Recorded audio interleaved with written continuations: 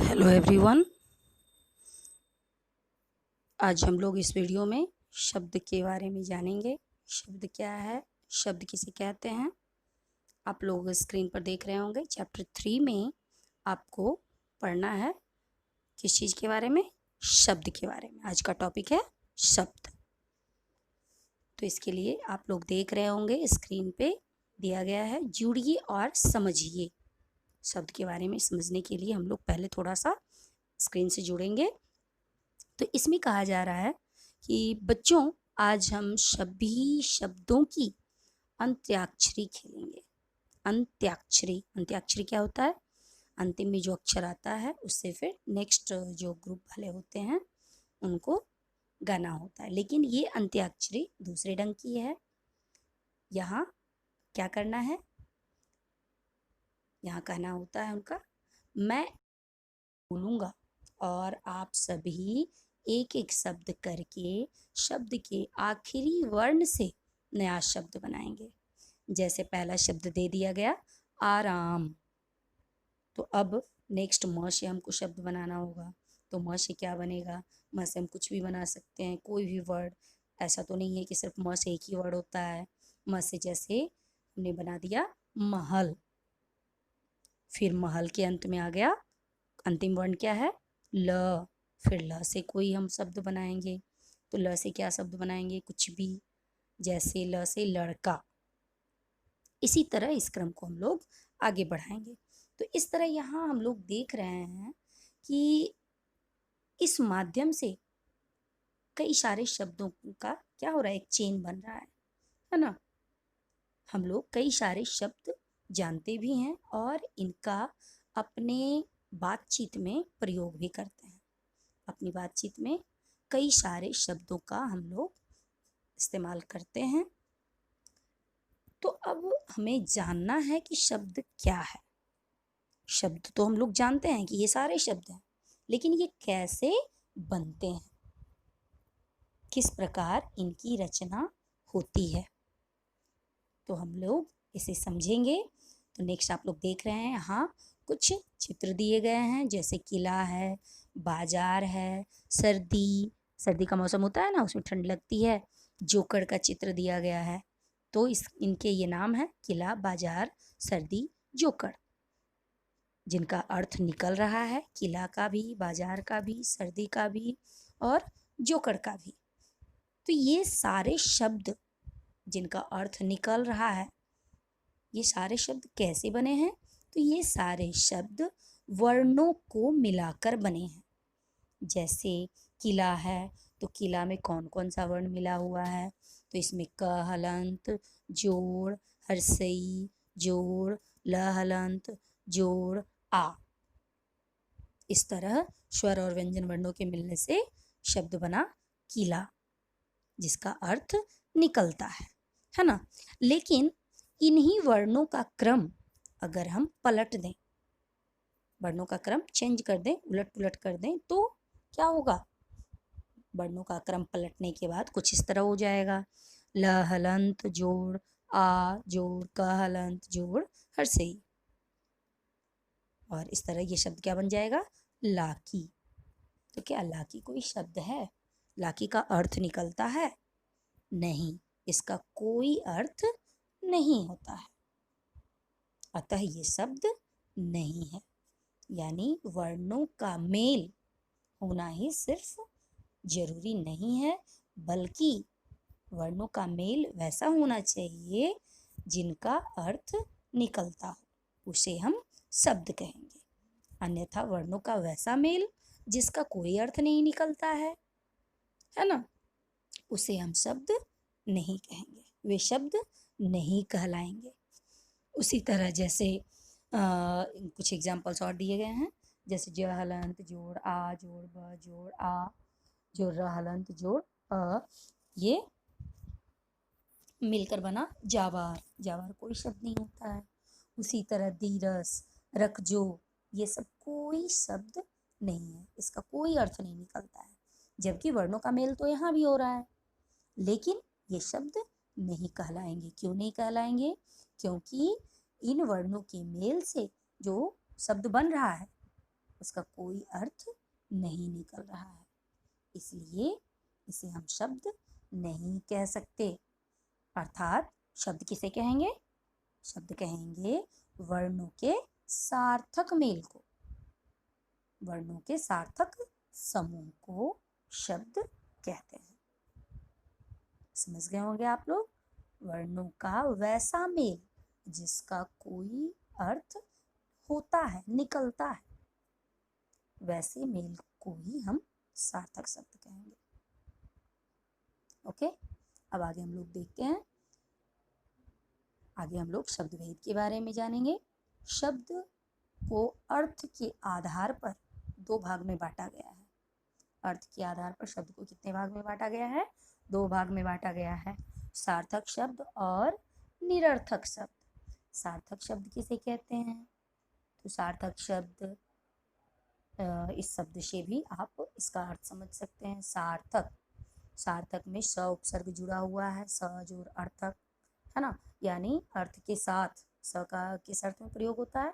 साथ, यानी अर्थ के साथ। सार्थक का अर्थ क्या निकल रहा है? अर्थ के साथ, यानी अर्थ देने वाला, सही अर्थ देने वाला, अर्थ प्रकट करने वाला, है ना, यानी जिन शब्दों का अर्थ निकलता है। और निरर्थक ठीक उसका उल्टा, निरुपसर्ग है। निरुपसर्ग का अर्थ होता है बिना के अर्थ में उसका प्रयोग होता है, अर्थात बिना अर्थ वाला, जिनका कोई अर्थ नहीं होता है ना। इस प्रकार आप लोग समझ गए होंगे कि सार्थक और निरर्थक क्या है। सार्थक यानी जिनका अर्थ होता है, और निरर्थक जिनका अर्थ नहीं होता है। इस प्रकार इसकी परिभाषा क्या होगी? वर्णों के मेल से बने ऐसे शब्द जिनका कोई ना कोई अर्थ होता है, वे शब्द क्या कहलाते हैं? सार्थक शब्द कहलाते हैं। जैसे कुर्सी, पेड़, घास, कपड़ा, मकान, भवन, सड़क, किताब आदि। फिर उसी तरह नेक्स्ट निरर्थक शब्द है। निरर्थक शब्द किसे कहते हैं? वर्णों के मेल से बने ऐसे शब्द जिनका कोई अर्थ नहीं होता है, वैसे शब्द क्या कहलाते हैं? निरर्थक शब्द कहलाते हैं। जैसे मण, खच, खन, फत आदि। आपने इस चैप्टर में भी देखा, जैसे रखजो, दीरस, लाकी, ये सब भी निरर्थक शब्द की ही गिनती में आएंगे। ओके, आप लोग समझ गए होंगे सार्थक और निरर्थक में क्या अंतर है। सार्थक शब्दों का अर्थ निकलता है और निरर्थक शब्दों का कोई अर्थ नहीं निकलता है। इसे पहचानना बिल्कुल आसान है। अब आप लोग समझ गए होंगे। अब हम लोग अभ्यास कार्य देख लेते हैं। इसमें क्या करना है? फर्स्ट पार्ट है आओ करें। आओ करें में आपको क्वेश्चन का आंसर बताना है, लेकिन यहाँ बताना नहीं है, आपको नोटबुक में नोट कर लेना है। फर्स्ट क्वेश्चन है शब्द किसे कहते हैं। आप लोग अच्छी तरह समझ चुके होंगे शब्द किसे कहते हैं। वर्णों के सार्थक मेल को शब्द कहते हैं। अर्थ के आधार पर शब्दों के कितने भेद होते हैं? अर्थ के आधार पर शब्द के कितने भेद होते हैं? दो भेद होते हैं, सार्थक और निरर्थक। फिर नेक्स्ट क्वेश्चन है निरर्थक शब्द किसे कहते हैं? निरर्थक शब्द कहते हैं वर्णों के मेल से बने ऐसे शब्द जिनका कोई अर्थ नहीं होता है, वैसे शब्द निरर्थक शब्द कहलाते हैं। फिर नेक्स्ट है गमला तथा गाड़ी कैसे शब्द हैं? तो अब आप सोचेंगे कि गमला और गाड़ी क्या है। तो गमला और गाड़ी का अर्थ तो निकलता है। गमला आप लोग देखते होंगे, उसमें पौधे लगाए जाते हैं, है ना, कोई फ्लावर प्लांट आप लोग भी लगाते होंगे। फिर गाड़ी है, गाड़ी भी आप लोग बहुत देखते होंगे, सड़क पे अनगिनत गाड़ियाँ चलते रहती हैं, यानी इन शब्दों का अर्थ निकल रहा है। और जिनका अर्थ निकलता है उन्हें क्या कहते हैं? सार्थक शब्द कहते हैं। तो ये दोनों शब्द कैसे शब्द हैं? सार्थक शब्द हैं। फिर नेक्स्ट क्वेश्चन अब देखिए आप, नेक्स्ट में क्या करना है। नेक्स्ट पार्ट है आपका एक्सरसाइज का, आइए अब लिखें। आइए अब लिखें। फर्स्ट क्वेश्चन है दिए गए शब्दों के अंतिम वर्ण से नए शब्द बनाते हुए शब्द सीढ़ी पूरी कीजिए। चैप्टर के फर्स्ट में ही आपको बता दिया गया है। इस तरह हम सीढ़ी को यहाँ पूरी करेंगे अंतिम वर्ण से कोई नया शब्द बनाकर। जैसे फल है तो फल का अंतिम वर्ण है ल, ल से कोई शब्द यहाँ हम बनाएंगे, तो ल से कुछ भी आप लिख सकते हैं। जैसे मैंने यहाँ दे दिया लता, लता का अंत में क्या है ता, तो फिर ता से मैंने बनाया ताला। फिर ताला का ला, तो ला से लाभ, उसी तरह भला, फिर भला ला से लाल। फिर नेक्स्ट वर्ड दिया गया है देखना, देखना के अंतिम में आ रहा है ना, है ना। तो ना से हम कोई वर्ड यहाँ बनाएंगे, तो जैसे ना से नादान, फिर नादान के अंत में आ रहा है न, फिर न से हम बना दिए कोई शब्द नमक, नमक के अंत में आ रहा है क, फिर क से कनक, फिर उसी तरह कनक से क से फिर कलम, कलम फिर माँ आ रहा है अंत में, तो माँ से महल। इस तरह हम लोग शब्द सीढ़ी को पूरी करेंगे। इसे और भी अगर बड़ा करना हो, बढ़ाना हो, तो इसी क्रम में हम लोग आगे इसे बढ़ा सकते हैं, क्योंकि शब्द तो अनगिनत हैं, ढेर सारे हैं, एक वर्ण से कई सारे शब्द होते हैं। तो इस तरह इस सीढ़ी को हम और आगे ले जा सकते हैं। यहाँ 5 वर्ड्स के लिए दिया गया था, इस तरह आप लोग इसे कंप्लीट करेंगे। फिर है क्वेश्चन नंबर 2। क्वेश्चन नंबर 2 में क्या करना है, बॉक्स में दिए गए शब्दों में से सार्थक और निरर्थक शब्द छांटिए तथा निरर्थक शब्दों से सार्थक शब्द बनाइए। तो बॉक्स में पहले देखना है कि कौन सा शब्द सार्थक है, कौन सा निरर्थक है। नीचे कॉलम बना हुआ है और सही कॉलम में शब्द को छांटकर लिखना है। अगर शब्द सार्थक है तो सार्थक वाले कॉलम में हम लिखेंगे, है ना। अगर शब्द निरर्थक है तो निरर्थक वाले कॉलम में लिखेंगे। तो हम लोग देखते हैं कि शब्द सार्थक है या निरर्थक। जैसे फर्स्ट वर्ड है चाबी, तो चाबी क्या होगा, चाबी तो सार्थक शब्द होगा, तो इसे हम सार्थक शब्द वाले कॉलम में लिखेंगे। फिर है लीमू, लीमू का कोई अर्थ नहीं होता है, ये निरर्थक होगा। गगन, गगन सार्थक। मान, मान निरर्थक होगा। शक्रस, ये भी निरर्थक होगा। धापौ, ये भी निरर्थक में आएगा। काली, काली सार्थक शब्द है। राघो, ये भी निरर्थक है। खिड़की, ये सार्थक है। टटमार, टटमार निरर्थक शब्द है। लुआ, लुआ भी क्या है, निरर्थक शब्द है, लुआ का भी कोई अर्थ नहीं निकल रहा है। गाजर, गाजर क्या है, गाजर सार्थक शब्द है। आप लोग गाजर खाते हो ना, गाजर का अर्थ निकल रहा है। बिजली, बिजली भी सार्थक शब्द है। थीमे, थीमे निरर्थक है। तलरवा, ये भी निरर्थक है। कहानी, ये सार्थक है। रजावा, ये निरर्थक है।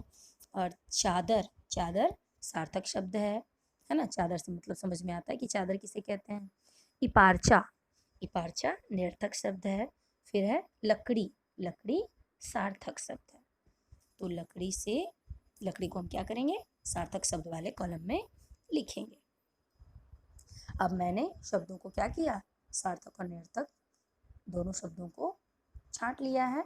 अब हमको क्या करना है, अब इससे हम लोग निरर्थक शब्दों से सार्थक शब्द बनाएंगे। तो कैसे बनेगा, तो इसके लिए हमें करना क्या है, हमें करना होगा वर्णों के क्रम को हम क्या करेंगे, ठीक करेंगे।